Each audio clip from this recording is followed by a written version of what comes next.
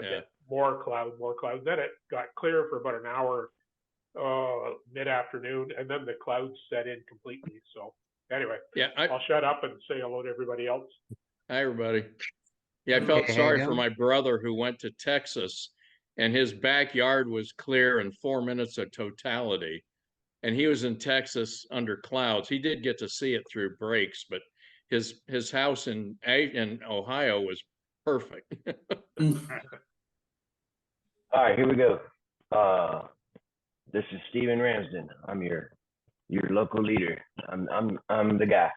So this is our monthly Solar Chat meeting for April, and we're gonna get through a few things. And we have a wonderful guest this week, besides all of you who are always my wonderful guests.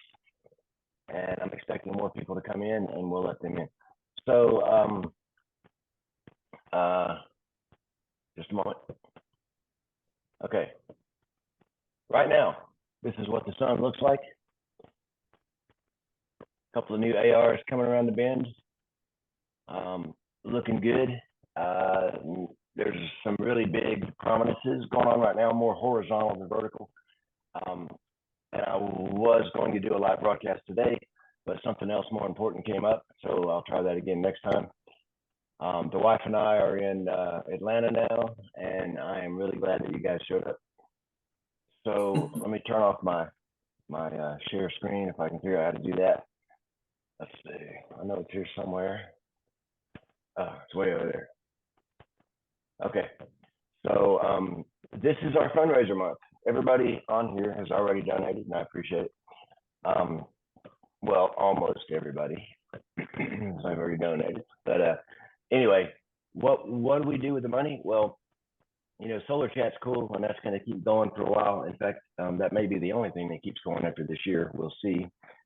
But 96% of the money you donate and everyone else donates goes to funding the programs that we run in 27 countries around the world. We find bright people that are broke and or can't access this equipment, and also wildlife equipment for wildlife imaging of sunlight. And we give them the equipment. We don't give them junk, we give them top-end equipment and see what they can do with it. And then those people share it with their communities, and everybody's happy after that. And the program is named in memoriam to my friend Charlie, who killed himself in 2007. We were veterans together and air traffic controllers together. And he became consumed with demons that consume all of us. Death of a wife from cancer, alcohol, drugs, etc. The same old story. And this happens to people when they feel isolated and feel like there's nowhere to go and nowhere to turn. They're just done from grief or whatever the problem might be. They're just done with it, man. And you never know when it's going to happen. And I've had it happen to me a lot. Unfortunately, my sister also killed herself about the same time, and neither one of them ever said a word about it or gave anybody any inclination that they would. And the ones that talk about it really do normally not do it. But you know, I thought to myself when he died, what could possibly take someone to that point? We've all had slumps. We've all felt like, you know, I'm through with this, but none of us have killed ourselves. And it's a really bad thing. There's a million facets to it. But I decided, rather than grieve over it and not understand it and be mad about it and also be grieving at the same time, which is a weird feeling, I decided I was going to take his name and do something good with it. He had nothing to do with astronomy, but he had a lot to do with generosity. And so we named it Charlie Bates Solar Astronomy Project. And since then, we started the nonprofit so that Natalie and I's money, so we could get a tax deduction. I never intended to do any fundraisers because I'd rather pull my toenails out and stick bamboo shoots where the sun don't shine than raise money. But unfortunately, in order to be a legal nonprofit, you have to raise 2/3 of your revenue from the general public. And that shows a interest from the public in what you're doing and the worthiness of your thing. So we do these fundraisers. Natalie and I pay 1/3 of the revenue, and we raise the other 2/3, mostly on Facebook, to be honest with you. So there is something good about Facebook. It's hard to see most of the time you're on Facebook. but that's why we do them twice a year. I used to do one fundraiser a year and had no problem hitting 30,000 every time. But then after 2017, everything changed with the way this fake solar glasses ruined everything in astronomy outreach. So now I do two smaller fundraisers. And I won't bug you about this anymore through the rest of the year, but your money is used for exceptionally important things in countries where it would not be possible, period. They could not buy the equipment with any amount of money, and there's no money to be had.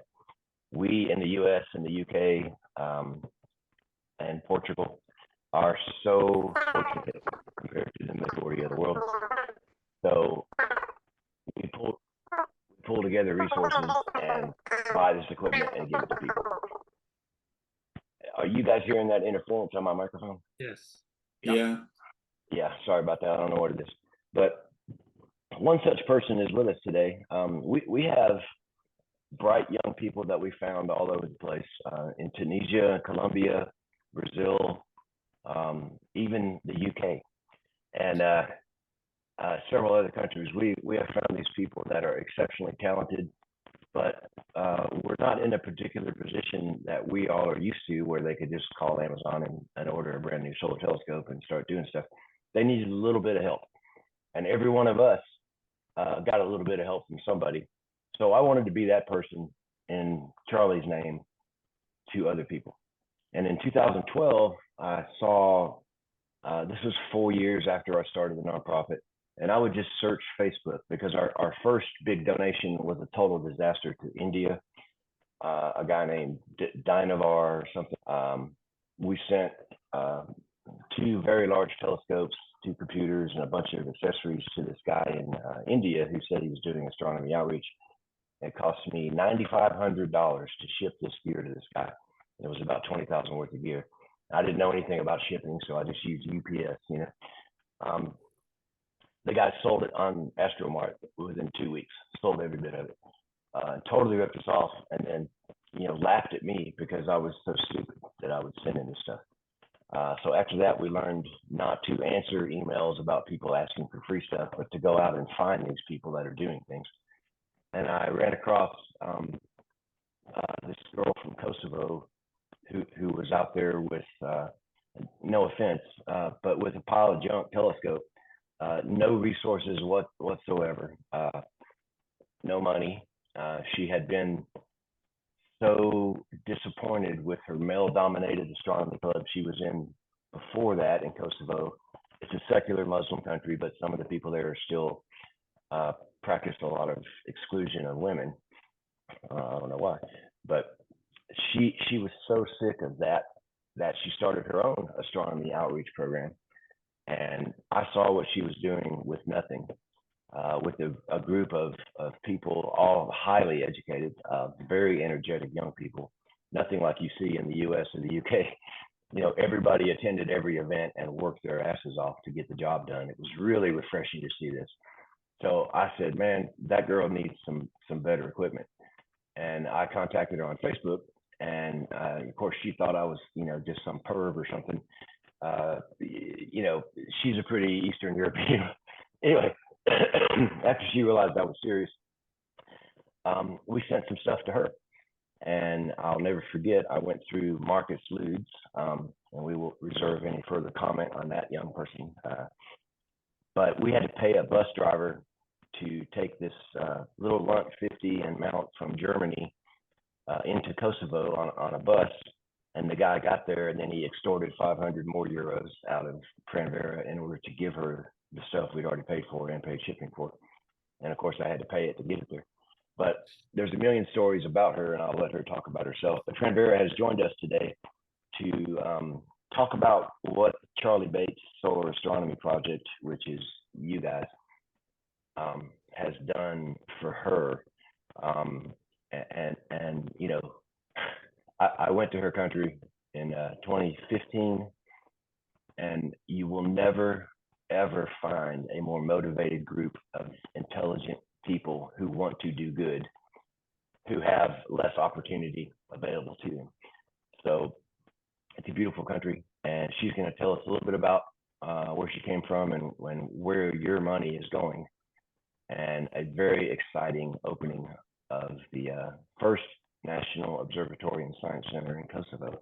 And then we're going to talk about the eclipse, and you can pull out all your fake AI images, and we'll go over who's the stupidest. Okay? So, Fran Vera, you're still muted. Oh, there you go. Thanks for joining us, and please take it from here. And I really, really appreciate you joining us now. Thank you, Stephen. It's always my pleasure to be part of such an amazing group. You said a lot, so I will not keep it for too long, but I would like to be able to also share my screen if I get the chance. Yeah, let me make sure you can do that. Hang on. So in the meantime, knows I talk about. There you go. You're now a host. Thank you very much. So I'm Fran Vera. I'm originally from Republic of Kosovo, although currently I'm here in San Jose in California. I've been residing here for about 3 years now because I had to move here for school. I am a PhD student in the Earth and Planetary Science department at UC Santa Cruz.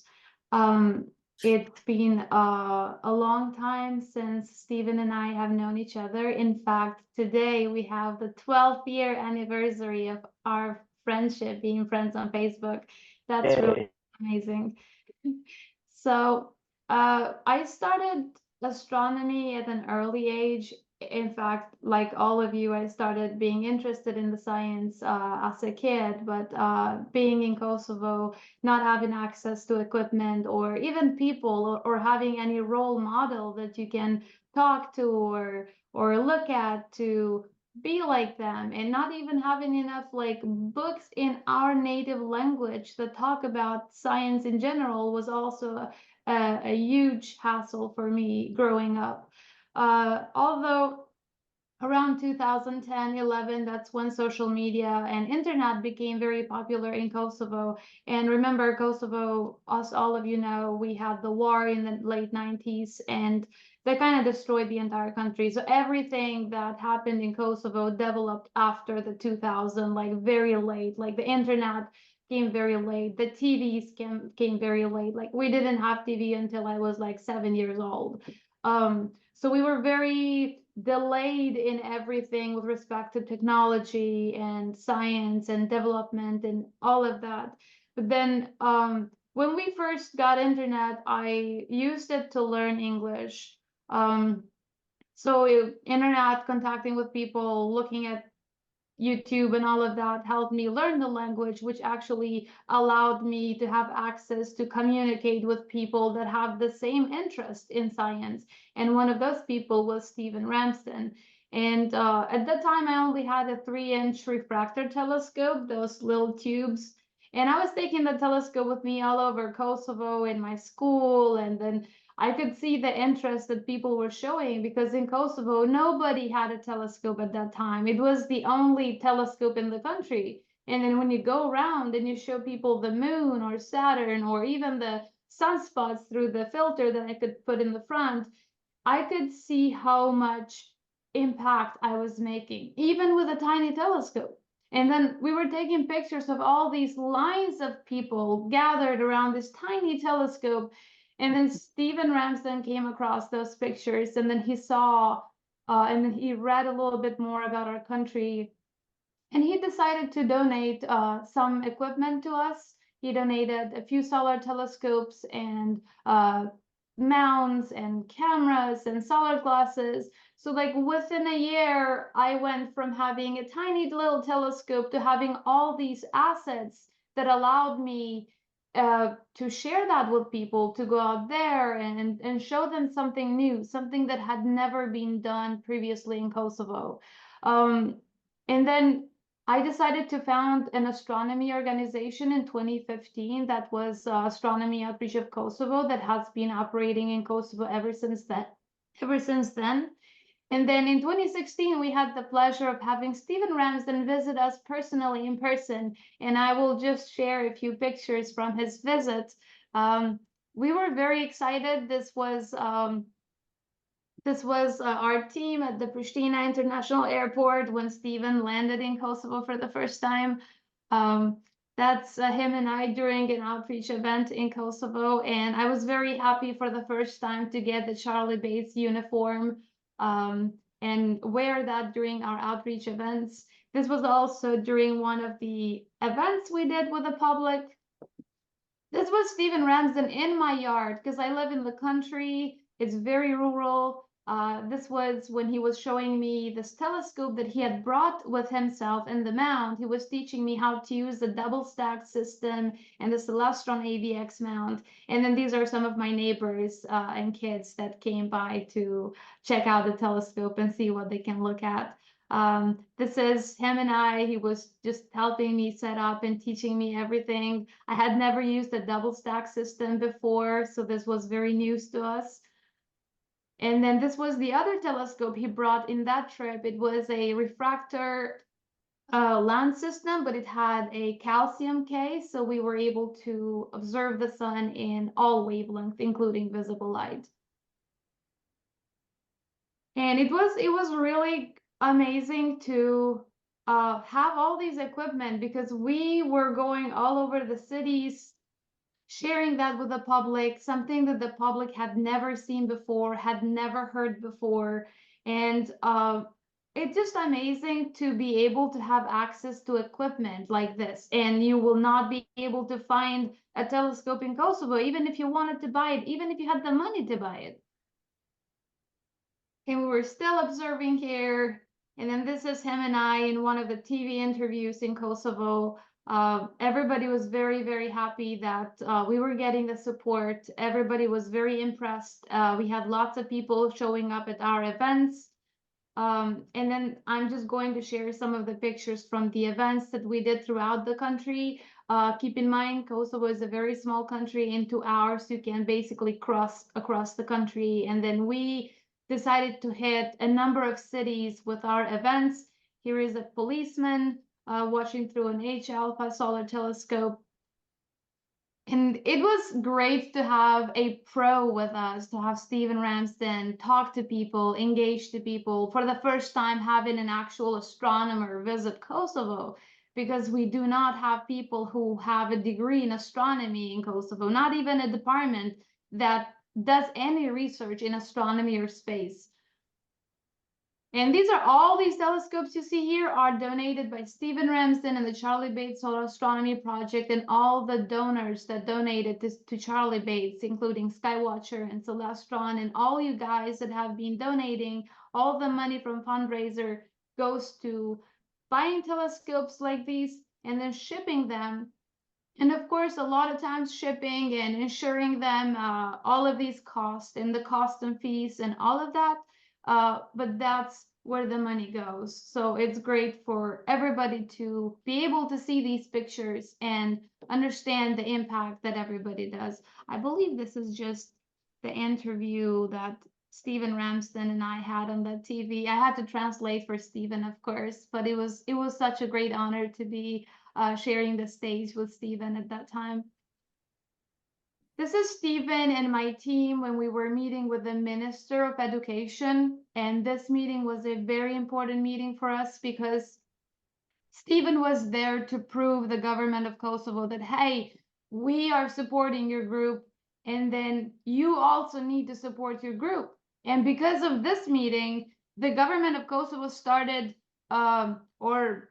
was being aware that this mission is very important. Promoting astronomy and science is very important for Kosovo. And ever since then, we have been collaborating with the Ministry of Education to the point where they have actually funded the building of the observatory and planetarium in Kosovo, the very first science center that is being built.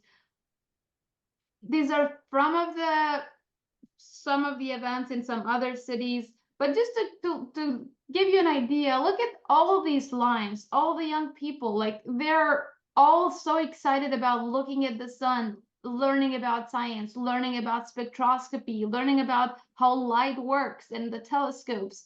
And Stephen Ramsden was able to interact with everybody. Generally, young people all speak English. It's very easy to communicate with everyone, so we didn't have to translate all the time.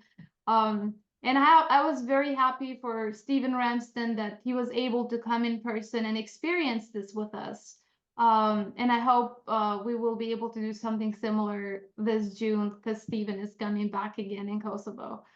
That's another picture. So what I wanted to share something else is I mentioned the observatory in Kosovo. That's one of the main goals that my team and I have been able to make it happen, along with Stephen Ramsden, and he has been pushing so much forward into supporting us to make this dream come true. Kosovo never had an observatory or a planetarium. And every country I have been to, I've traveled in over 30 countries, I've never ran into a country where they don't have at least an observatory or a science center or some kind of scientific institute where people can go and learn about science. And it was only Kosovo that did not have this. And my goal for the last 10 years was to make this happen with my team. And we could have not made this happen if it wasn't for people like Stephen to help us, to keep us motivated, to ensure us that we should not give up, because we could have simply said, okay, the government is not helping us, so we're just gonna give up. It was people like Stephen who told us and taught us to be strong and keep fighting, because things sometimes are tough to achieve. So you have to kind of keep fighting for them. So in 2022, we had the first stepping stone of the observatory, and this was when I went there on my first visit. This is the planetarium dome as it was being built. This was my first time I actually stepped into the center, because at this time I was living in the United States. I was unable to go there every day to visit. That's some of the construction pictures. And then this is another picture from everything when it was being constructed. So we decided to have a 6-meter observatory, a 9-meter planetarium dome, and then some other space areas for conferences, for telescope control room, like a lounge area where we can use for displays and other things. So I'm just going to show them kind of in order, all the pictures. This is the observatory when it was being built. This is the area where the pier of the telescope was going to be. And this was not an easy journey, because in Kosovo, we never had an observatory. Our architects and engineers had never seen an observatory before. So coming up with a design and coming up to build the dome and the observatory and everything was a huge effort. And then even for us as a team, we didn't really have the expertise. So it was a lot of astronomers and Stephen and a lot of people who came together and were telling us to do this, to do this, to do that, to, for instance, telling us, oh, keep the pier of the telescope not attached to the floors because it's going to create vibration. And, you know, details that are very important, but that we did not know because we did not have the expertise. And that was very helpful to have all this effort from so many people to make something like this happen. These are just some of the pictures from construction time. This is the planetarium dome. As everybody was, the planetarium dome is made of cement, concrete, and then some other picture. This is when the dome was being so the dome was built in Kosovo. It's made in Kosovo. And this is when the skeleton of the dome was being constructed in. This is my favorite time lapse of all times. When I was seeing this, I was sitting here in San Jose, looking at this happening in my own country, and I couldn't believe my eyes. It was probably the best thing ever. There is another video that shows the dome. So they had to put it in first, cover it, and then install all the engines and everything that will help it to be motorized. This was just people rotating it by hand. And you can tell, if you compare it with people, you can see how like big the opening of the doors is in the dome. So it's quite large, and it's just amazing to see a dome and then see my country around it. It's like in Kosovo. the first observatory and planetarium ever. And I can tell you how proud and how happy I am about this thing. And then just some recent pictures. This is when I went there to visit last summer, several months after some of the most of the work was completed. This was still under construction. I took this picture about a month ago. I was there. This is where the pier is. We still have to put some rails and other things that go inside the dome, of course. And the telescope that will go in the observatory, it's a C14 that was donated by the CEO of Celestron, Corey Lee, and Team Celestron. Celestron will be sending an official delegate to Kosovo to install the telescope and make sure that it's operational, and it will be connected to the control room downstairs where we'll be able to monitor the telescope and the dome and take pictures and do observing and be part of observing programs of all kinds. This was another picture I took about a month ago. This was my last visit in Kosovo. I went there for only 10 days. It was very brief, but I went exclusively to check out how everything was going. And you can tell by my smile that I was very, very, very excited that everything was completed. And then this is how the building that is completed looks like now. It looks small, but when you walk in, it's actually quite, it has quite some room in there. The planetarium can fit about 50 people inside. And then this is my favorite shots of all time. You can see the observatory, and then this is the mountains of Shar, which are not very far from the observatory, but that's like the best view ever. And I also wanted to announce that the grand opening date has already been set. It's June 20th of this year, and I would like to extend the invitation to all of you that would like to join us to celebrate the opening of the first National Observatory and Planetarium of Kosovo. And again, this would have not been able to come true if it wasn't for people like you who supported us throughout the years. And also the government of Kosovo, who would not have supported us if it wasn't for Stephen and people like you, when they saw that international community is doing so much effort to support our team and our country, whereas the government wasn't doing much. So I'm happy that finally they stood up and did something for science in Kosovo. And again, this building is an effort of so many people that came together to build this. When people come together and work together, miracles can happen. And a miracle has happened in Kosovo. And I'm so proud about it. And I would love to thank you, Stephen, and to thank all of you for the support that you have been giving us throughout the years. This is just an amazing story, and I've seen these photos 100 times, and I still can't believe it.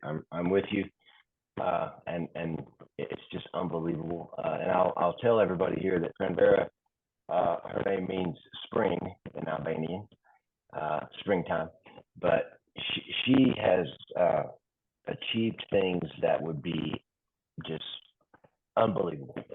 She is persistent. She's like a Russian tank with a dress. And she is not stopped by anything. Nothing stops this girl. She's been in lots of ups and downs, but nothing stops her, and it's amazing. She and I have a special friendship where we you guys know I have a lot of I get my feelings hurt easy, but we can talk to each other about the way your feelings get hurt in this industry and how some people talk about you and stuff, and we share those things together. It's like a brother sister kind of thing. And I'm super duper proud of her. I would like to also add, I mentioned the C14 that was going in the observatory pier in the dome, but also we will have another large telescope that Stephen just recently donated about a month ago. And I am going to share a picture of the telescope. It's in hydrogen alpha, double stacked. Can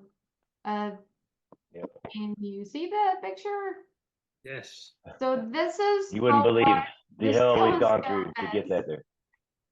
Yes, and we had a lot of issues trying to figure out how to ship this to Kosovo and ensure that this is going to arrive safely and it's in good shape by the time it gets there. But Celestron jumped in and took care of that for us, and I'm very thankful for that. And also Skywatcher donated a special mount to be able to mount this telescope because this is so big, it would be impossible to mount this one on top of the C14 because the mount cannot hold it. Like it's bigger than me. It's crazy, but I'm so excited that this telescope will go to Kosovo and it will be there for the grand opening. Yeah, and none of these companies had any idea how hard it is to get things to your country or any other country. We've got little Pranveras running around in 6 or 7 different countries that we try to do this for. She's excelled more than any of them, but it's just about impossible to get these things into their countries. And I've flown everything that's been donated to her. I just fly there with it because it's cheaper for me to fly to her country with a telescope than it is to try to ship it there. And there's about a 50-50 chance you'll ever see it again if you ship it. So I'm sure some people may have some questions. And if you do, would you mind introducing yourself and telling Pranvera who you are and what you do? Because I don't think she's ever been in our group before. And Pranvera, we have the world's best solar imagers and spectroheliograph types in here. It's amazing the amount of talent on this screen right now. So I'll just leave it to you guys, whoever has any questions. Congratulations, Pranvera. Very proud of you.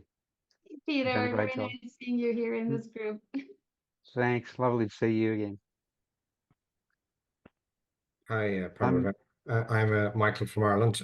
Question, I suppose, is on the I suppose the planetarium and the observatory there, and I suppose obviously that needs the staff to run it. There's a program, I guess it'll be planetarium. I'm guessing probably more aimed at families and kids in particular, I'm guessing. And then is there any plans for research to be carried out, or what's the plan of action, I suppose, intended once it's up and running?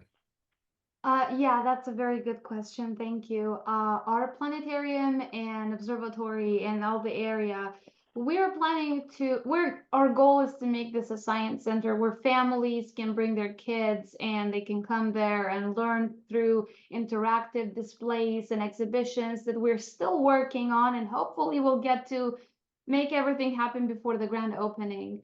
However, since we will have a very good telescope, a C14, you can accomplish a lot with a C14. And I already have people who are very interested in enabling us to be part of programs. Let's say we collect the data of double stars or variable stars, and then we will be able to submit that data. Or let's say the asteroid detection and submitting the data to the Minor Planet Center. We could have our own observatory code. So on top of what we want for this, which is to promote astronomy, to make it accessible for the public, for kids to come and learn about science and the fundamentals of science, we also want to ensure that we have students and a staff that will be involved with observations and data and even publish papers through that data. So we want to accomplish both, and we will try to do as much as we can in both areas. Pranvera, will you tell us what your thesis is and what your doctorate you're studying? Because we have one of the deans of the University of Lisbon here also. We got some pretty high-end folks up in here.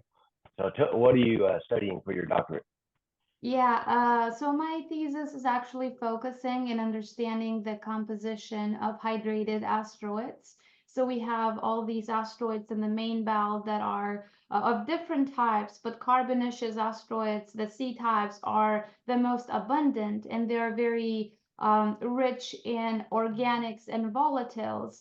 And how we know that is through spectroscopy. We use telescopes to look at their reflectance spectra and understand what minerals are in the surface. And a lot of these minerals that we see, they would have only been able to form if water was present at some point in time.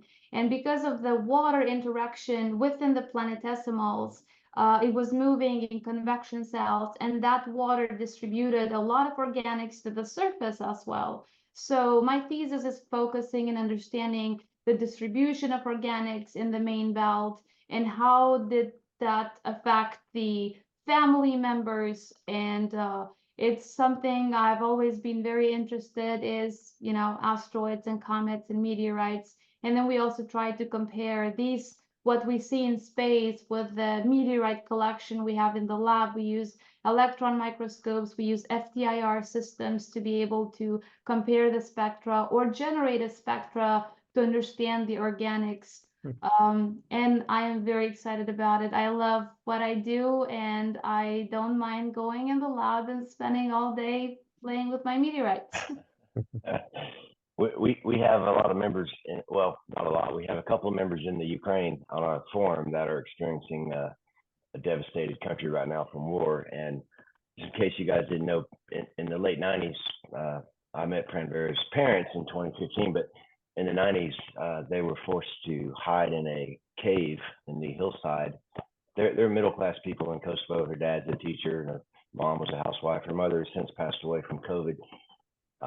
But you know, they're hiding in a hole in a mountain in the 90s, trying to avoid Russian tanks, Serbian tanks, and for her to be doing what she's doing now after surviving that, to me, is just something Americans and maybe even UK people will never experience or understand. It's just an amazing story. So, would anyone like to make any comments or say hi to Pranvera? Introduce yourself if you do. Sure, I'll jump in.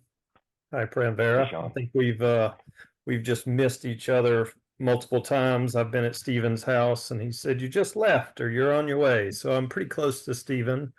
So congratulations on the observatory. And I'm curious, outside of the sun, because I'm not sure what time your opening is, what's your first target for opening night? Are you going to do just one target, or are you going to hop from thing to thing to thing? Yeah, I already wrote the agenda of the opening day. So the ceremony starts at 4 p.m. So the sun is still gonna be up. So the first light will be through the solar telescope that you saw in the picture that Stephen donated. And then as the sun is setting, the moon is just at the full time. So it's coming from the other side. So I think the first object after the sun goes down, it's gonna be still twilight, but the moon is gonna start coming up from the C14. I believe it's gonna be the moon. It's gonna be very bright, maybe not the coolest thing, but as it gets darker, we will try to look at other objects. I haven't really thought about exactly what, but I will have to look at the sky and kind of keep in mind that it's a full moon and how much can we see at the rest of the sky. But I have imagined that moment for so long, like having the first light through the observatory. It's very emotional to think about it. That'd be fantastic. Fingers crossed for clear skies. Thank you very much. There are so many details that have to be taken care of before this. Every detail inside, every display, electricity, a driveway, a road, signs, all this is in Pranvera's hands with her astronomy club. And yeah, it's pretty amazing to me.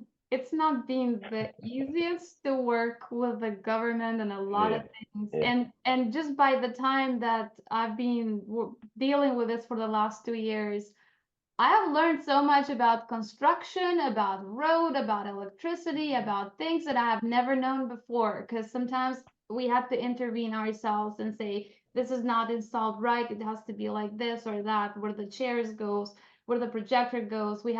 Our team was welding things and platforms to build for the planetarium. And it was a great journey. Like, I've learned so much, and I can understand how much effort it takes to put together an observatory and a planetarium. So that's why a portion of this fundraiser, as much as possible, is going to go to their observatory in cash in euros while I'm there. It's very, very difficult to buy anything in her country that would be worthy of being in this science center.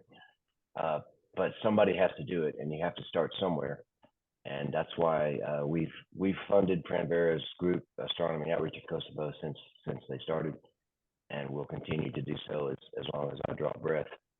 And I hate to keep mentioning that, but that's where your money's going. Okay, the Solarchat forum costs a little bit of money, not much, but really the reason I raise all this money is for Pranvera and the 6 or 7 other people in other countries And, that are doing similar things. She speaks fluent English, and she learned it from watching horror movies. And when I met her, she was a little girl. She was a little teenage girl that liked to do all little teenage girl stuff. So selfies and all that kind of nonsense. And she has really grown into an incredibly intelligent woman. But just her learning English really put her at the top of the heap, because none of the other people that are the superstars in the other countries can speak English. And Pedro, Professor Ray has been with me to some of these countries, and it's very, very difficult for them to go and become viral, you might say, on social media, because they don't speak English, and that's the language of social media. So yeah, and I wish there anyone were else? other people affiliated with the Charlie Bates today here with us, because there are so many, and I've been interacting with them for the last 10 years as well through Stephen and chapters in Brazil and all over Latin America and Australia as well, Asia and Europe, all over Europe. It's been amazing to follow each other and see how everybody is doing an incredible work. But that work would not be able to be done if you don't have the telescopes, if you don't have the mounts, if you don't have Right. the motivation also to do it. So we're very thankful to everybody that has been supporting us, to Stephen, because again, I probably would have stopped if I didn't have the equipment. I would have continued loving astronomy, but I wouldn't have put the effort and work into promoting it the way we did after having the equipment, because that made things a lot easier for us. Right. So, Fran, could I? quick question. Oh, sorry. Sorry, go ahead. Thanks. Could I just ask, what's going to happen with the ongoing funding of it? Is that going to be provided by the government, or do you need to charge a fee for people to come and use the planetarium, or how will the funding of it going forward Yeah, be? this Peter, will probably most likely be funded by the government. Government is still sorting that thing out. It's like a last detail. But yeah, there will be a paid staff that will be constantly working there, because people will be coming, and then there will be also income through the visitors, because there will be a small fee for the entry visitors that we will be using for maintenance to pay the bills, electricity and everything. And then we will be, of course, applying for grants and other opportunities, taking advantage of so many organizations and embassies that give funds to causes like this. But that's our plan for now. And of course, as long as the government is funding the center, that at least is guaranteed, and that the science center will be operational the entire time. And yes, we have Excellent. thought about having a supernova search program, by the way. Very good. I hope Alexander, you're did you want to successful. say something? So I've got a quick question, Stuart from the UK. Okay. Will you be solar observing or solar imaging, or both, of course? But do you have cameras, and do you intend to actually create images of the sun? Yes, we do have cameras. In fact, Stephen donated us 2 of the Grasshopper cameras. One is a Okay. monochrome and a RGB. In fact, I have them here in my drawer because I brought them here to use them in my solar telescope here, but I'll send them back in June again in Kosovo. But we will be using those cameras. And by the way, those are really, really good cameras. You can take very nice pictures of the sun. And then Stephen also taught us how to use other techniques where you can, change the contrast and sharpen the image and all of that. But I have been able to generate some of the nice solar images that maybe not the best, but some really cool ones that I'm proud of. And I was very happy that Stephen kind of taught us how to do all that. But yeah, we will plan to do that. We still don't really have any planetary camera that we will be imaging at night, like let's say try to shoot for asteroids or supernovas or planets or deep sky. But probably in the meantime we will find something for that as well. Okay, thank you. Hi, Pranvera. I've been following you on Facebook for quite a long time, so it's really lovely to actually see you for the first time and hear you speak. And I want to congratulate you on the hard work that you've been doing. It's absolutely fantastic.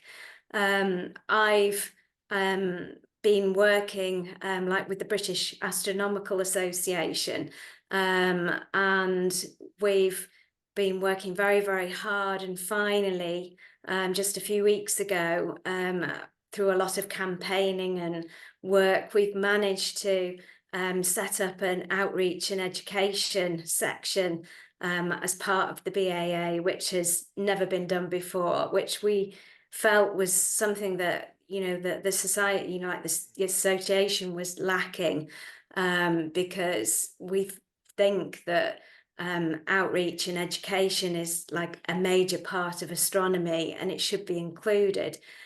So we're very, very much at like an embryonic stage of, you know, well, 2 weeks in to what we're actually doing. So, you know, it's lovely to hear that you've done such amazing outreach.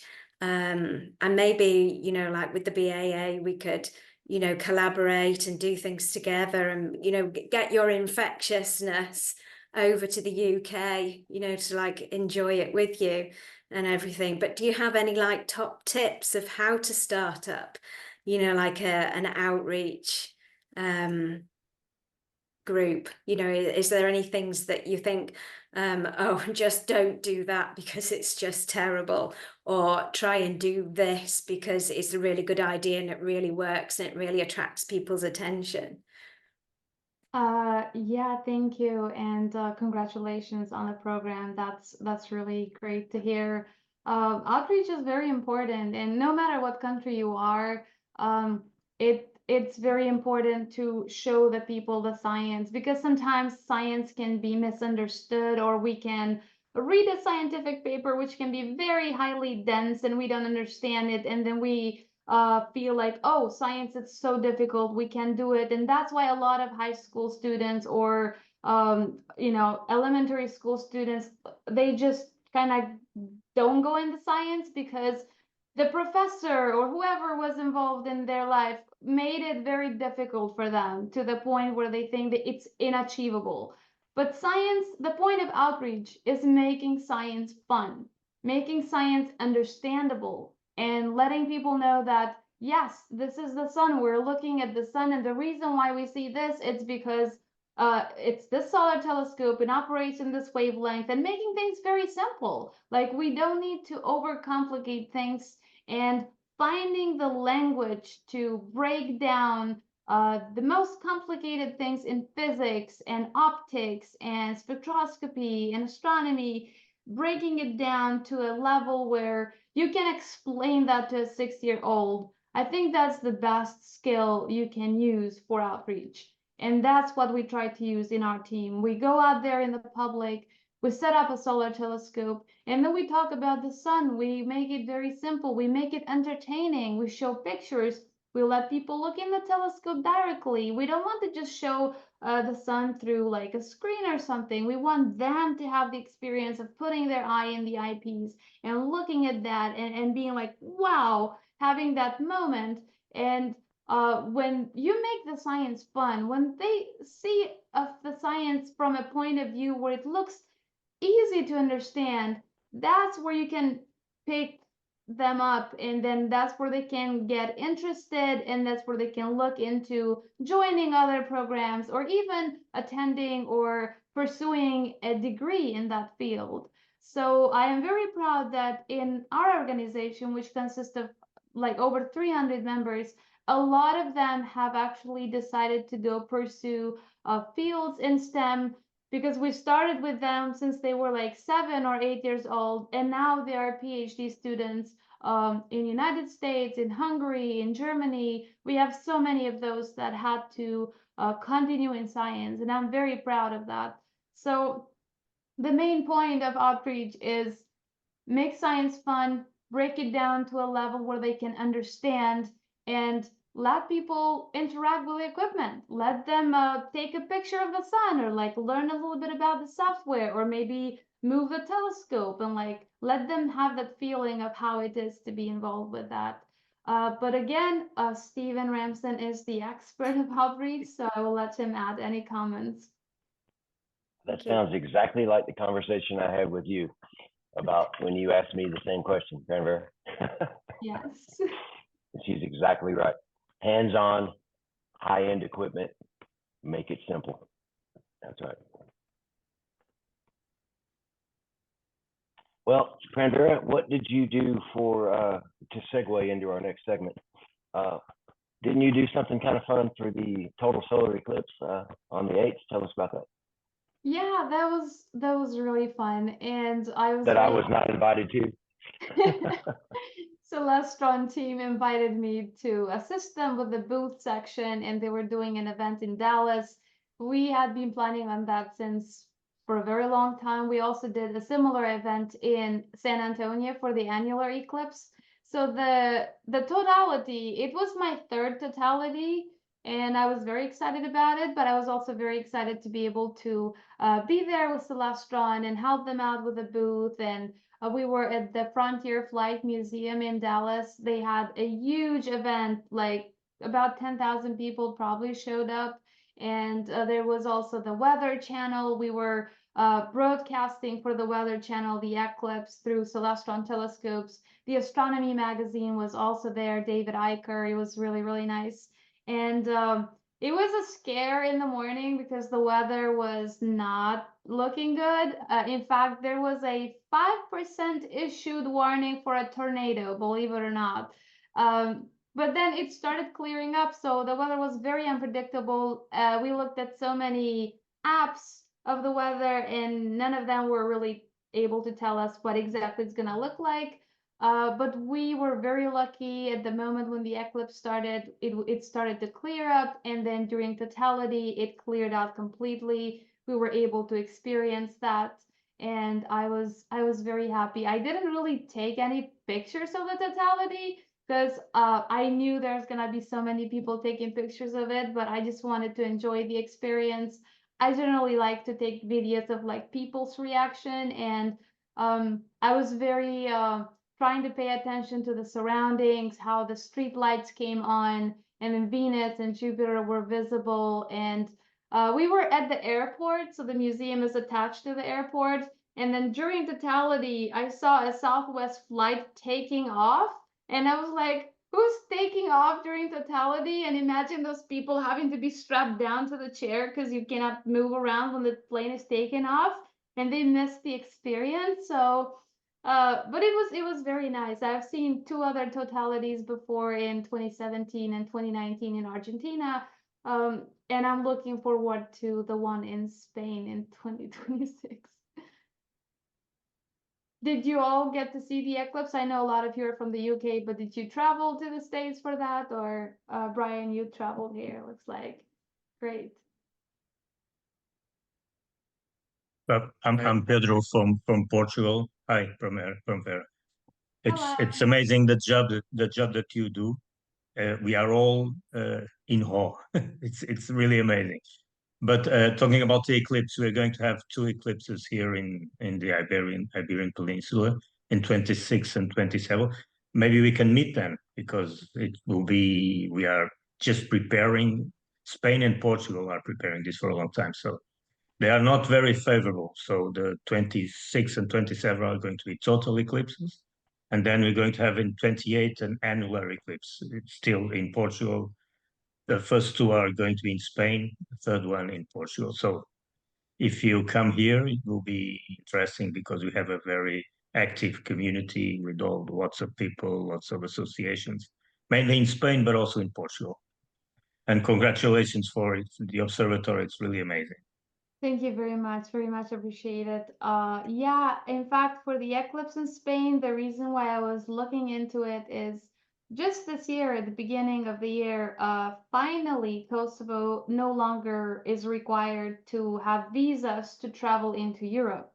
Right. And also at the beginning of this year, Spain finally recognized Kosovo as an independent country because before we were unable to travel to Spain. So now that we can actually travel visa-free everywhere in Europe, I was planning to arrange a group travel with my AOK board or team, whoever wants to go to see the eclipse, because my team members have never seen a total solar eclipse before, and we have never traveled internationally as a team before. So I figured it would be a really, really nice opportunity to organize as a team to travel to Spain or Portugal and be able to view the total solar eclipse. We don't have any concrete plans yet, but the idea is to go there and see the eclipse. I hear a lot of people are saying that the eclipse is happening at sunset, so it would be best if you're in a boat to view it. So I don't really know. I would have to look at logistics, but we're very excited, and I would love to be able to meet with you and your crew there. That would be really nice. It would be nice, yes. The one on 26, it's going to be in the northern part of Spain. It's going to be close to the sunset. But the other one is going to be in the south, in Spain also. Yeah, I saw that so one in goes through south and then Yes. Tunisia and Egypt. Yeah, in near Gibraltar. They are not very favorable, but that's the one we have. So I've also seen two eclipses already, two total eclipses, and it's an amazing experience. absolutely. We all have I to would feel it. recommend everybody, if Right. you haven't seen one, plan a trip. Right. I'm so grateful that you spent some time with us, and I know that you have lots of work to do. You are, of course, welcome to stay and chat with our members as long as you like. But we kind of advertise this meeting as our solar eclipse, or as you say, our eclipse after party. And so, if anyone would like to talk about their eclipse experience, this would be the time. We have a little more time left. But Primavera, feel free to stay and make comments and say whatever you want. And I'm really, really proud of you. Really proud of you for what you've done. And by the way, Pedro Ray will make sure your event is awesome. He is the man. Okay. He traveled with me to Tunisia and Brazil, and he is the man. Okay. So who wants to tell us their wonderful eclipse story? Sean. Who wants to start? Sean. Sure, I can jump in there. Hang on, let me hit the button. Hold on. There we go. So yeah, we had a good time. We were supposed to be in Texas, but the family I was traveling with, we had planned to stop off in New Orleans for some good food down there. And we were watching the weather, and it was not looking good. So we called an audible. We had some friends due north of where we were in Mississippi. And so we drove 5 hours north to their house, spent the night there, and then an additional 3 hours north into Arkansas. When we left that morning, it was just thick cloud cover and raining. But as we continued driving north, the rain stopped and the clouds lifted. Once we got set up at the park we were at, all of the clouds parted, and by the time C1 started, we almost had perfectly clear skies all the way through. And we had to leave a little bit early. One of the people that were riding with us had to get back to college, so we had to get her back home so she could drive back to school. She skipped school to come with us and my daughter skipped school too. So I sent a note to the school saying my daughter was on an eclipse chasing mission. So she got an excused absence for that. But we had gorgeous weather the day of, and by the time we broke everything down and started heading back, all of the clouds kind of came back in. So it was kind of like this interesting event, like all of the clouds parted just for the eclipse. And it sounded like it turned out pretty good in Texas, although we panicked a little bit and made a change of plans. How many miles did you drive? I think it's somewhere between 17 and 1900 miles. I kind of did it. We didn't reset the odometer on the car when we left. So I plugged in all of our locations into Google Maps, and it spit that number out for me, but the routes were a little different. So I'm a little sketchy. We'll go with 1900. How about that? We'll go with the big number. Go big or go home. There you go. Well, I think the Well, here in clouds Georgia, played a threat with everybody, no matter where you went. So Yeah. it's just luck of the draw. Yeah. Yeah. How do I you put also up in the drove driveway. in Atlanta, and I was a little discouraged for some other things that have been going on of late, and I've been a little down, and I'm really working hard on staying up, and Cranberry has been a big help for that. But I set up in the driveway by myself, and I just wanted to look at it. You know, I didn't care what happened. I just wanted to look at it. And the next thing I know, I turn around and there's 25, 30 people in the driveway that just came up from the street. And people just showed up out of the blue, and we ended up having a really nice outreach event, and it was really fun to watch. And the crappiest photo I took of any of them was the one that got shared more than any of them, and was the most popular one. And so it was a nice event. You know, I'm working on some self-image improvement right now. But who else wants to tell us about their eclipse experience? There's not many Americans on here that were in the North America. So mine was pretty. I was going to say mine was pretty quick. My house was at 99.9%, so I drove 10 miles into totality, into a Walgreens parking lot, and got to share with a dad and his 3 kids and 3 women that had driven in from lots of different places. And the only time we got worried was a large cloud was moving. It was pretty clear, but a large cloud was moving up, and I'd read about when it cools down that the clouds could dissipate. My grandson and I just watched this one big cloud just disappear 1 minute before totality, and it was just amazing. I saw the 2017. It's the same on this one. very good. Well, what about the corona? Do you find the corona very different from the ones that you have seen before? Because when the sun is very active, the corona is not really. Yeah, we did have some high clouds, so it wasn't as sharp as the one in 2017. And the pictures I got, I could tell there was one big band going out, you know, towards the top. You could see the flares, or not the flares, but the proms were amazing on this one. And I don't really remember seeing any in 2017. These just stood out like little jewels on the edge. It was gorgeous. Yeah, to add to that really real quick. So I tried to take some with the DSLR. I had a whole thing that I wanted to do in my head. And once it hit and the clock's ticking, I took like 10 shots and I put the camera down. But when I put the camera on the table, I thought, I wonder what it looks like through the H alpha telescope. And it was pretty spectacular to look through that. And that little triangle prom sticking out was the only thing that was lit up in the telescope.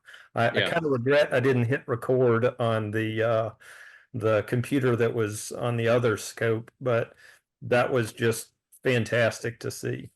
I wish I'd left my C-Star on time lapse and let it do the whole thing, because I mean it was amazing. It did a great job. That prominence in particular for us, and it was kind of down the 6 o'clock position, but that was my first time I can distinctly remember seeing a bright kind of naked eye prominence during a totality. You know, it was just, you know, quite distinct, I have to say. And this was my 5th success, so I've gone to 6 in total. So this is the 5th time under clear skies. So yeah, and you were asking there, Pedro, about the corona. It was quite different to 2017. 2017 was like kind of 3 spikes, almost like some people compared it to the Star Trek communicator badge, basically, that kind of a tri-star kind of shape. But this case, it was about 6 or 7 spikes out of it, but none of them they're all more or less equal in length. None of them extended out as far as 2017 did. So that was interesting. Yeah. But what I was asking is, I'm not sure if this is true or not, but when the sun is very active, the corona is not really spectacular. You don't have any streamers. When the sun is with low activity, like the one I've seen in 2006, the streamers are amazing. The streamers, the big projections of the corona. And my feeling is that this one was not like that. It was really global. Maybe one streamer. I'm not sure if this is the right word, streamer, but the spikes, whatever. Yeah, there were a lot of short ones, no long ones, is what I would describe it. Very different. And that's the interesting about every eclipse is different. And no words or pictures can really describe it. It's an experience. exactly. The temperature And have you change. seen the comet? The comet was there or no? Not I yet? didn't see No, the comet. I couldn't saw, see it. yeah, Jupiter, Saturn. Sorry, Venus was obvious first, about 5 or 10 minutes before totality. Yeah. Then Jupiter to the upper left, and then Saturn and Mars down to the bottom right. They were both Yeah. visible. They're all four were visible naked eye. And yeah, it's just taking in the experience. And you mentioned there about imaging, Sean. I had a laptop with me and I used a little program called Set and See, and I just automated all the imaging for me. So I just wanted to focus on the visual experience and let the camera do its own thing. So that was You can use the bracketing stuff. So yeah. You can go up to 2 seconds or whatever. All automatic if it's in focus. That's the problem. Right. Yeah, That's the problem. what I found good on the focus element of actually was there was like a double sunspot near the center of the disc, and I used that for focus, fine tuning my focus, and then I didn't touch it after that. And thankfully, it actually, in fact, I can share the example of if I can share a screen, Stephen, if that's possible. Just a moment, I'm sorry. Yeah, I think it'll let me now. There you This go. is kind of a HDR of it. Give me a second there and I'll try and see if I can get you on the other screen. And so that's, I mean, there's different interpretations as how you process it. But if you can see my cursor, that's the prominence, the naked eye prominence there, the 6 o'clock position. I don't really recall seeing the one at 3 o'clock, but maybe there's so much going on I didn't see it. And then if I zoom in on the left-hand side, you'll see a couple of stars as well, that they are Zeta Piscium. They are about magnitude 5.8 to 6.4. And then that's 88 Piscium is about magnitude 6, something like that. So it's interesting to see. I mean, I didn't see those naked eye, obviously, but it's amazing what can be picked up with the likes of a camera. And this was just a camera lens. It wasn't even a telescope at a 540 millimeter focal length, and just be able to take multiple images from like 1,000th of a second up to about 2 seconds, and then just blend them together in Photoshop. Really like that processing. I think that's beautiful, and that's not overdone, and it's just right, in my opinion. It's really nice. And you can get them, and it is possible to detect with the earthshine. You can easily pick up the full moon, but I don't think it really reflects entirely the what you can see visually. But it was interesting. I had a little pair of binoculars as well, and able to see the prominences and more detail on the corona with just a simple little pair of April 30s or something. It was just, they were thrown in the travel bag. It was just great. And as I should add as well, of course, the duration. It was over the 4-minute mark, which is quite nice. The last number of them I've been at have been about 2 to 2.5 minutes. So the extra time in this one was quite noticeable, I think. It's actually, I'll just mention that I was in Texas where it was cloudy, but for visual, it was actually quite interesting. And it's, I'm just seeing the pictures. The prominence are so much brighter.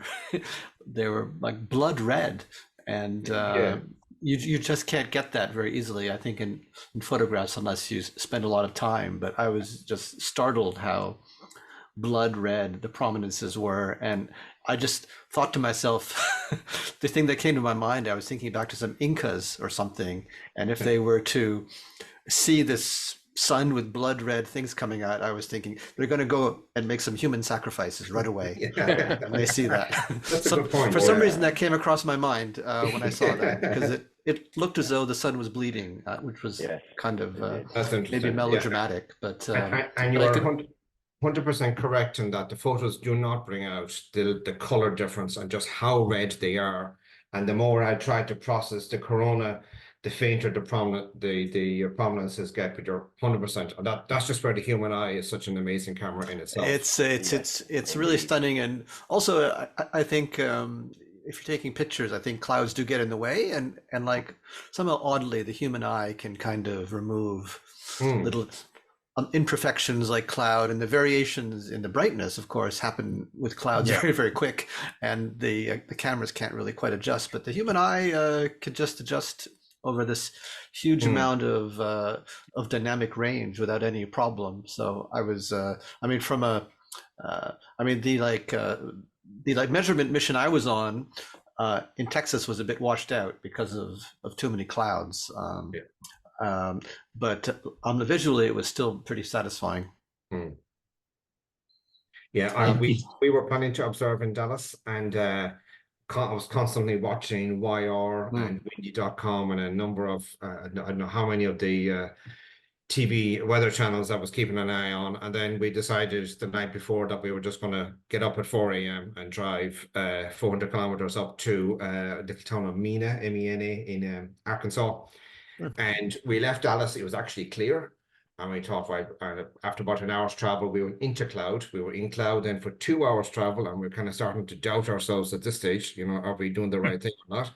And then we re-emerged in clear sky at the far side, and we got to totality, packed up our gear, and as we just gone through the far side of the town, we went into a wall of cloud.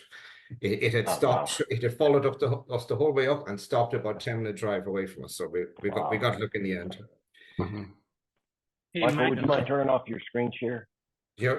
Yeah. If I can share the screen also, can I show you the 2006? It's very different from the one. Let me see if can I do it? I think so. This is the 2006 eclipse, Wow. so it's very different. Wow. Yeah. You have lots of streamers, and I used an old camera, Canon 350, I think, 350D, very old camera. But you can see all and we didn't have bracketing at that time, but I went up to 2 seconds, I think, and 1/1000 for the inner corona. And this was amazing. And as Douglas was mentioning, it's really amazing what our eyes can do. And if you want to take a photograph like this, you have to use 10 different exposures. So our eyes are really amazing. And this was done with a small telescope, a Takashi FS60.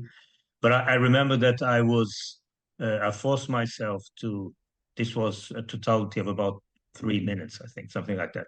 And I forced myself to image for half that time and then observe. Of course, that's the most important part with my eyes and binoculars and a small telescope. So that's what you have to do. But it's not easy because you plan that and then everything goes wrong. So.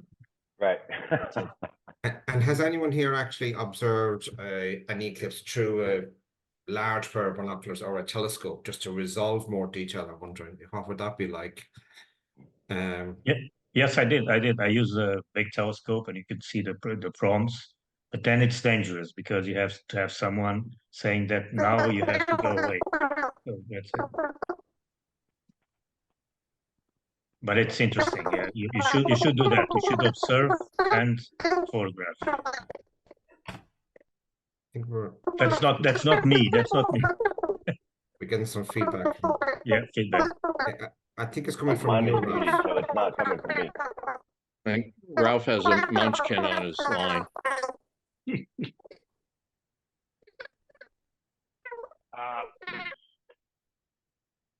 you finish there, Michael? Go ahead, Brian.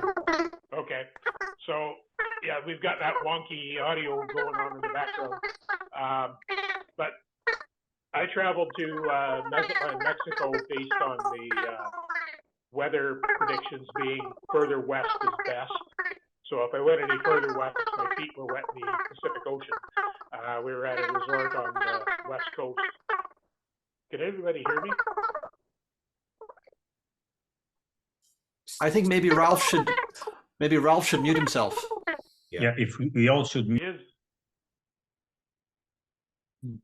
That's gotten rid of it. Can everybody hear now? Okay. Yes.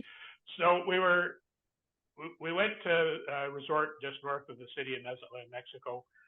There was 4 from the local astronomy group that I've been in for the better part of 40 years. So we all flew down together. We had a week's late winter vacation prior to the eclipse. I posted pictures from the eclipse in the gallery on the website. And the frustrating part of it was further west is best. And we had beautiful, sunny, clear skies every day up until Sunday. And Sunday we started to get cloud drifting in. And Monday morning started clear. And then there's pictures in the gallery showing the increasing cloud. So we lost out on the fainter outer tendrils of the corona that Michael showed so nicely there. But the proms at totality were just amazing to see and see them in the pictures. I'm just going to share a screen here if I can. I've got an animation that I just kind of half finished. It's this is every 5 minutes. If you guys have a screen here, every 5 minutes we had I took an image, and now I got to find there it is. With it's a 60D DSLR, it's H alpha modified, so that helped pick up some of the red on the proms. And when I pulled the solar filter off then for totality, caught the diamond ring at the end of totality quite nicely, and then we were back into the partial phases. So this will step through here over a short period, but this is roughly aligned. I didn't have a lot of time. Oh, wow. Those proms were something else.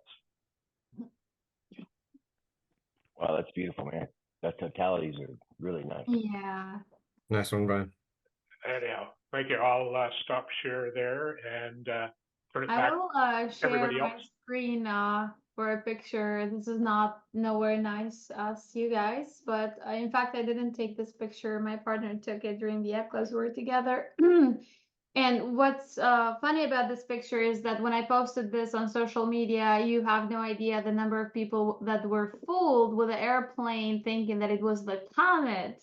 And they were like, oh, you got the comet already. But yeah, it was interesting that somebody was taking a flight, and I'm sure they did this on purpose just for the eclipse, because this was a very high altitude flight.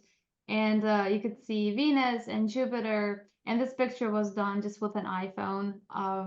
So it was really nice, and you can see the clouds were really thin, so it was very clear during the totality.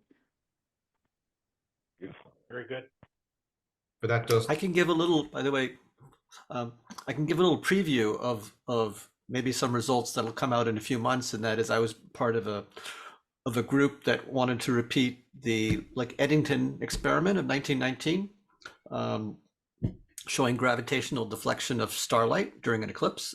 Very famous experiment that has been repeated optically a couple of times, but this year we had about 10 telescopes set up in 2 groups of 5, and I was part of a group that was in Texas, and unfortunately we had too many clouds to really get good data, but the other group was in the mountains of Mexico near a town called El Salto, and they had good conditions, and they collected about 600 gigabytes of data, which someone has taken a 24-hour bus ride from this mountain airport to someplace in Arizona, and then flew back to Portland, and says he's going to upload all the data to the cloud tonight so we could have a look at it in more depth. But I mean, it's I think the data for Mexico will be good enough to give a highly accurate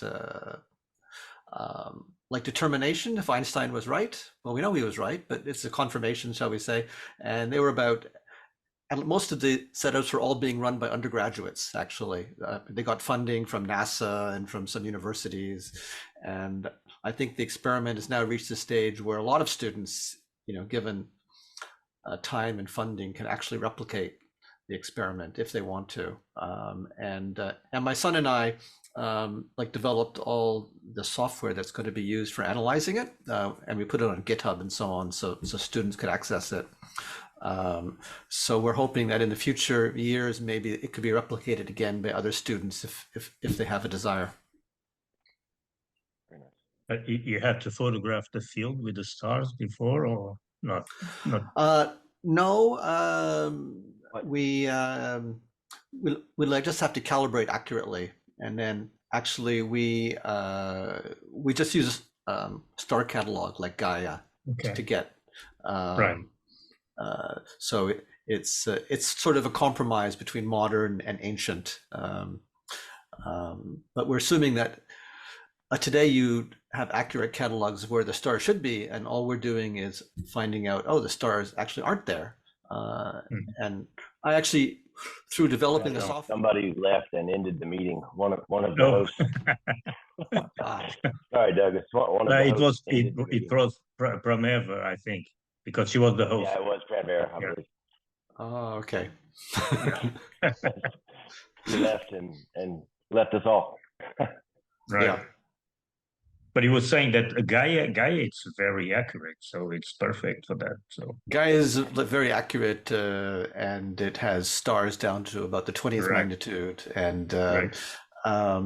but I was actually surprised. The deflection's really quite significant. I hadn't realized when I looked at data that had been taken in 2017. It's quite a large effect.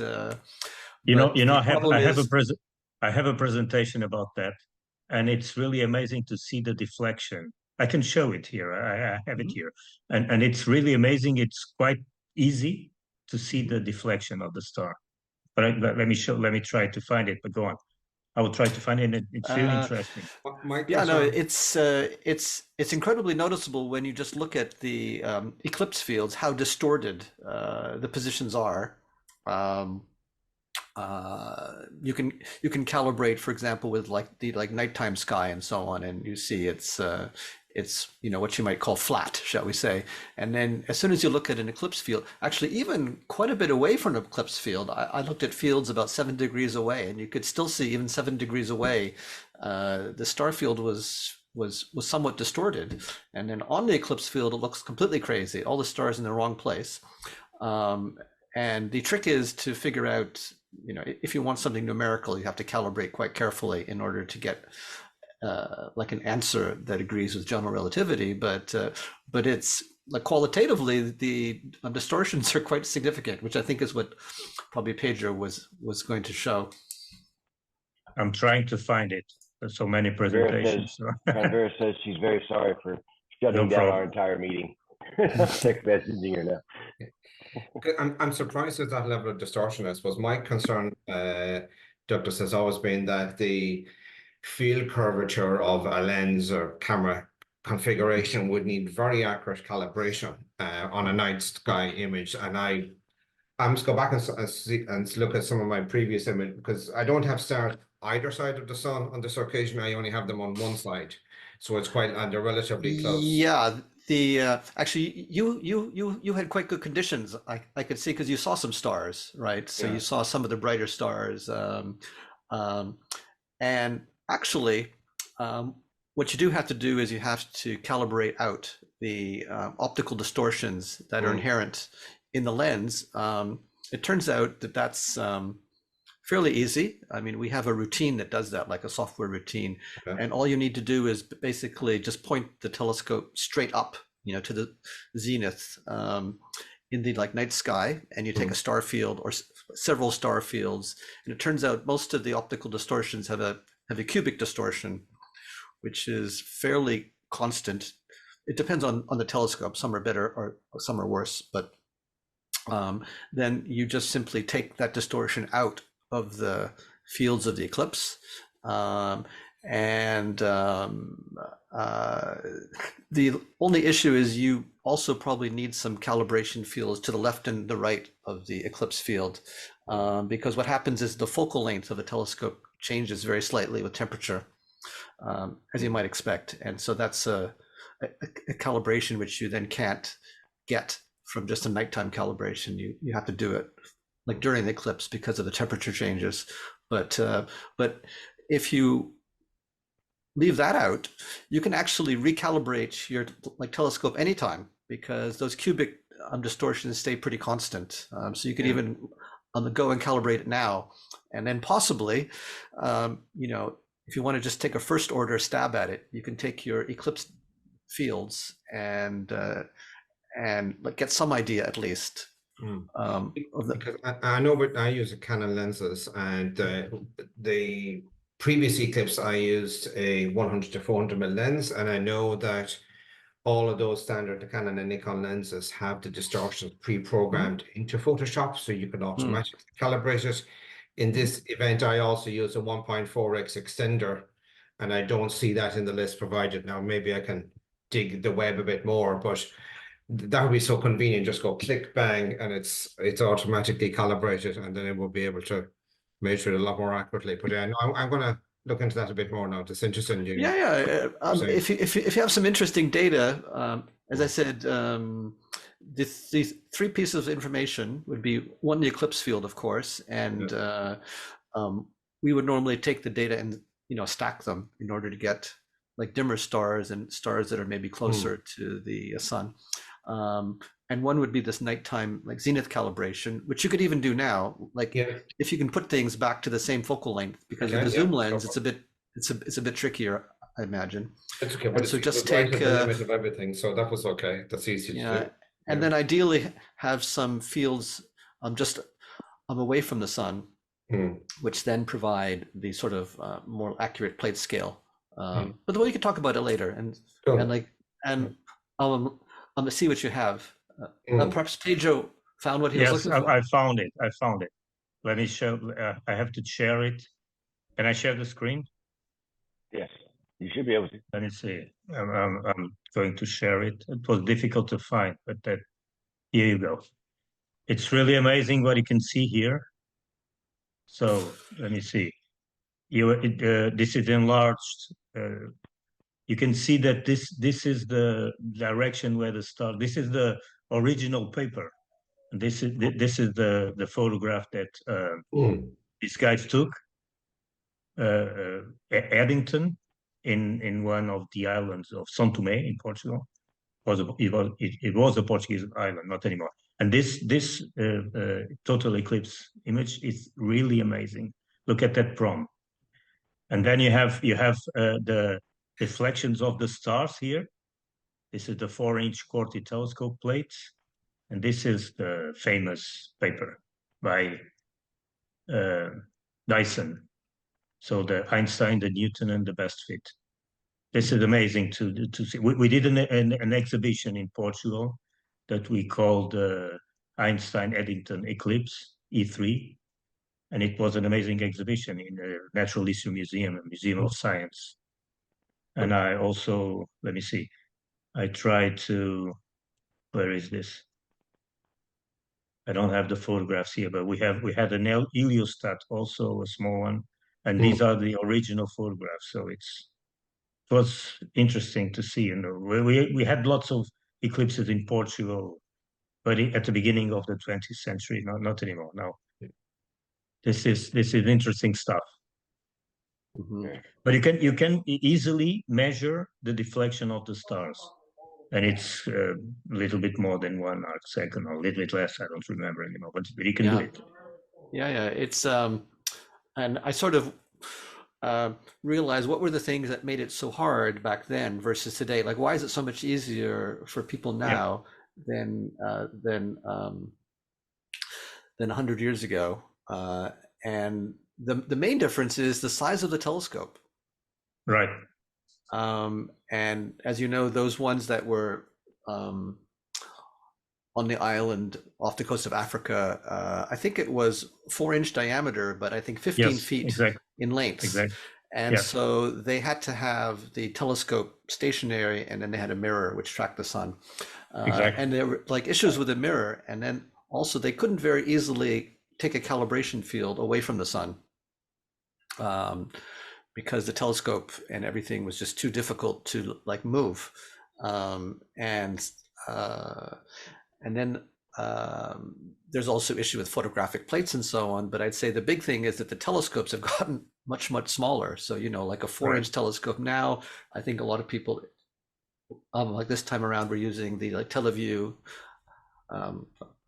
Well corrected 101, the like NP 101, which has a very nice field, but is also very, very short, relatively speaking. So you could move it around on a small mount, and you can take pictures, to the left and to the right, just to calibrate things. And so I think it's a little bit of advancement in like telescope technology, as well as, of course, camera technology that's made it much easier. Right. But this was a 4-inch telescope with the resolution was not great. Ralph, well, that's it. No, that's it. And we have that heliostat in Dunsink Observatory in Dublin, Petro, just so you know, the one that was used originally. Right. In the photo in the chat there.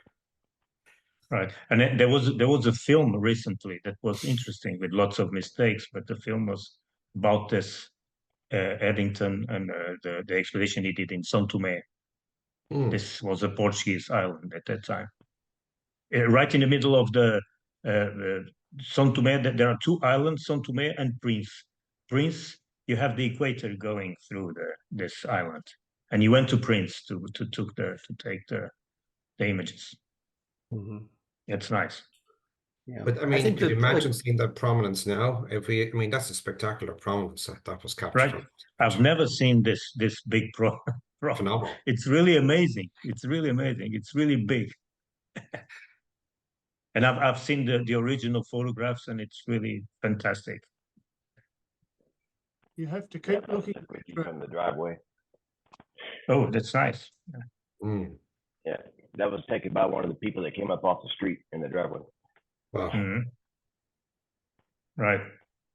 So the wife is getting concerned at our 90 minutes. So, and from what I took from this meeting, Pedro is inviting us all to his villa in Portugal for the next eclipse. Right. You can come. From what I gathered, it's going to be in Spain, included. So it's going to be Spain, north of Spain. So, but you are all welcome to come here. And listen, every one of you guys, I appreciate you tuning in. And Douglas, I don't know you that well, but I hear your name all the time, and I really appreciate your additions to the forum. And thank you for that. I know I've received emails from you, but I don't remember everyone's username and their real name and who they are, and it's nice to put it together. So I appreciate all your input. But we will get back next month again at the same place and same time. And I'm really grateful for you guys. And I will put up a video of all of this, and I'll splice them together from where friend Vera dumped us off. And that's it. So, right. Anybody one last thing or anything, or are we ready to go? Your sound is not great, Stephen. I don't know if it's or okay. Well, that's another reason to go. Yeah, maybe. All right then. Bye bye, everybody. Thanks, Stephen. Bye. Take care. Bye bye.